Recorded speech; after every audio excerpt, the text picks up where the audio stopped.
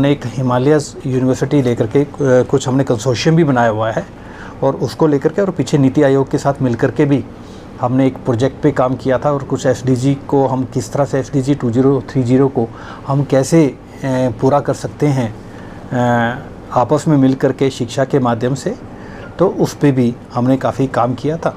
फिर मुझे एक हफ़्ता पहले फ़ोन आया कि हमने ऐसा निर्णय लिया है कि हम आपको डिलीट की उपाधि से आपको नवाजना चाहते हैं।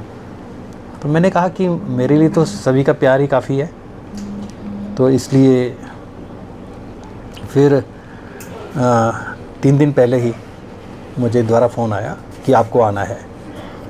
तो इतना जल्दी संभव भी नहीं था।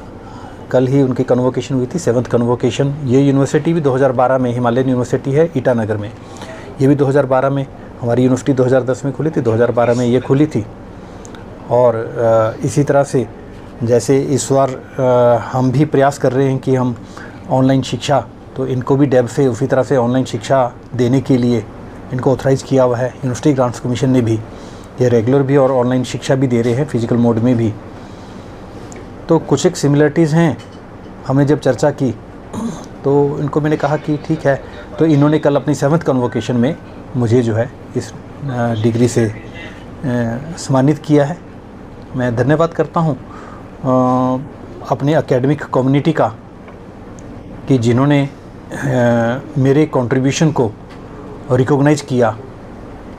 जैसा हमने पहले भी कहा था कि राष्ट्रीय शिक्षा नीति को इम्प्लीमेंट करने के लिए, जैसा भी इंद्र जी भी कह रहे थे, और पहले तो मैं सर्वप्रथम अपने सभी ऑफिसर्स, हमारे कुल सचिव प्रोफेसर सुमन शर्मा जी हैं, हमारे नए कंट्रोल ऑफ एग्जामिनेशन अभी ज्वाइन किया है डॉक्टर जितेंद्र जी, और हमारे फाइनेंस ऑफिसर नरेंद्र ठाकुर जी, और प्रोफेसर संदीप कुलश्रेष्ठा जी, और डॉक्टर इंदर जी, और सभी तमाम जो हमारे यहाँ के फैकल्टी मेंबर्स हैं जिन्होंने इस सम्मान के लिए मुझे कई फ़ोन भी आए।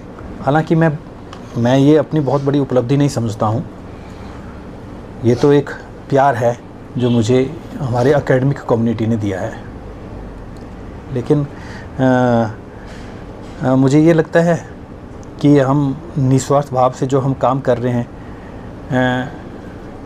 हम अपने लिए ना करके समाज के लिए जो हमने काम किया, और समाज से उठ कर के जो हमने देश के लिए काम किया, इस धरा के लिए काम किया, मुझे लगता है वही हमारी रिकॉग्निशन है।